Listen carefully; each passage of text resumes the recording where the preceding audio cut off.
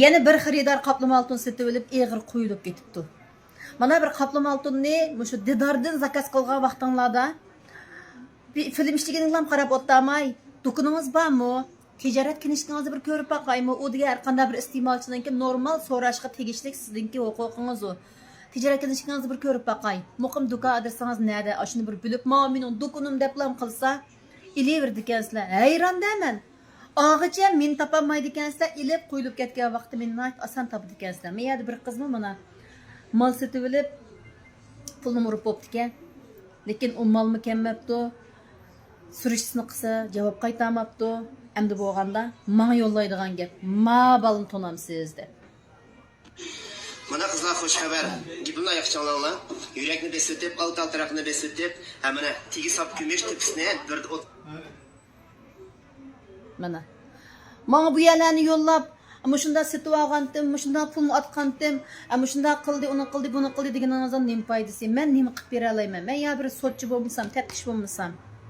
Lekin oxir deydiganim, shu qaplama oltinning obraziga ta'sir yetkazayotganlar bir diqqat qilgan bo'lsa, qanday bo'lsin, oz bo'lsin-da, jiq bo'lsin-da, bu bizga non berayotgan bir kasb bo'lganligi uchun shu kasbimni qo'g'dash yusidan bu gapni qilib qoldim. Men sotib oldigan iste'molchilarmi? Alay diqqat qilinglar. Tijoratga ilishkisi degandeklarni sizlar so'rsanglar bo'ldi. Do'konga berib sotib olgan bilan mandaq Didar zakaz qilgandan keyin farqi bo'ldi-chu. Siz Didarda hech nimasini bilmay, hech nimasini ko'rmay zakaz berdingiz.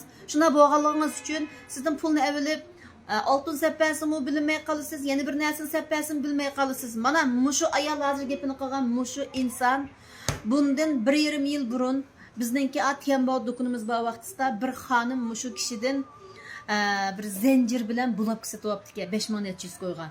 Lekin bu sotib olgan narsasi topshirib olgan vaqtda oltin emaskan to'qmonni qo'li topshirib ilib, o'zi bizaliqi bu dujir his qilib zagaxonaga borsa, buning hech qanday oltin emasga deb ishladatdi. Degandan bu xonim shuning bilan necha oyni o'tkazib o'tib, bir Urumchiga chiqadigan ish bo'lib, Urumchiga chiqib meni izlagan gap. Men shu vaqtdan bir film ishlagan insonlarni bo'lsa, shu xonimni Qashqardan chiqibdi ekan mushu odamni izlab. Men uning adresini deb bersam bo'lmaydi. Bayerni bilimiz, biz hammamiz bir Urumchi turayotganlar biz bilimiz emasmi? Nereden nima ish qildig'ini, kimning qanday odamligini hisobdan bilimiz. Lekin meni o'rni falan yerda menda ish qildi deb men deb bersam yaxshi bo'lmaydi. Bu yerda ot to'shakka qilmay. Siz ma'lumot tunimsiz, sizdan bir so'rab boqay deb, shu 10 kunning oldin hozir yo'lga olgan avan 760 qo'yga hozir qadar ya mal yo'q, ya pul yo'q. Mal ne kepti? Surishti qilib birasan, surishti qilib bermaydi. Men balliq deb qo'ydim deydi. Faqat surishti qilib bermaydi.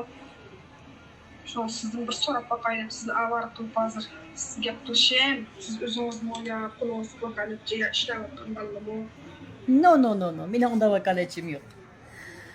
Men bu odamni vakolatchilikdan chiqarayotgani 5 yil bo'ldi. Bundan 5 yil burun meningmi ashunda Didar savdosi qilib yurgan vaqtlarim. Shu vaqtda darvaqa mening vakolatchilarim bor. Lekin shu vaqtdami xaridordan pulni avilib, men Xayrgulning inisi debchi, xaridordan pulni avilib, mal bermay ashunda qilgandan keyin xaridorlar bek oson topadi ekan meni. Men tepiblam sening ening anda qildi, manda qildi deb, undaq qilib Ariz shikoyat bek chiqib ketgandan keyin men do'yinga chiqarib etgan. Bu shu 2021-yilmi shundaroq.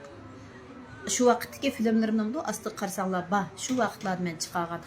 Mening vakolatchim emas, bugundan tortib men chiqarib etgan. Endi hozir shu qaplama oltin sotib yuribdi anglasam.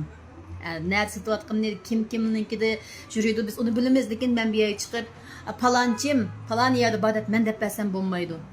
Buni qonun organlari orqali o'zing tip bo'linglar.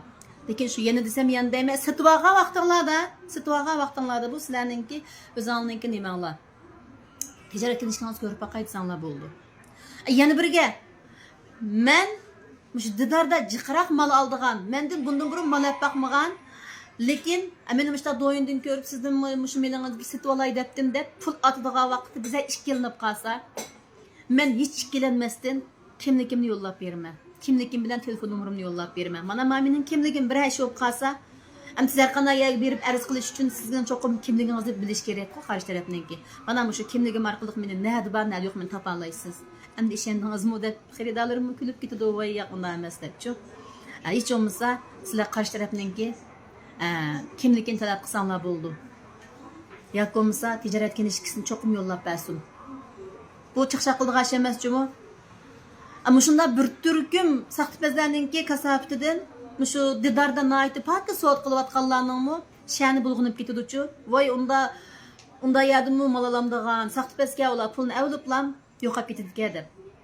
Emniyetda mana meningmi tegim işte didar sodisi bilan taraqqiy qilgan xotinman. Aslida menmi nurg'un yil didar sodisi qilgan. Anandan keyin asta-asta mana mushu yerga keldim. Men didar sodisi qilgandim, ajoyib pakiz qilgan. Burundan tatib men xaridorga mas'ul bo'lishni birinchi o'rinda qo'yib kelgan. Shunga mening bugunim bo'lgan. Endi unda deplam didarda mal satadiganlarning hammani bir tayoqda haydab qo'ymichi aldamchi deb ketmanglar. Lekin cho'qim sizlar tanlab setib olinglar. Ish qilib shu gipchirayliq odamlardan bizlar diqqat qilib setib olsanglar bo'ldi. Bo'ldi azizlarim.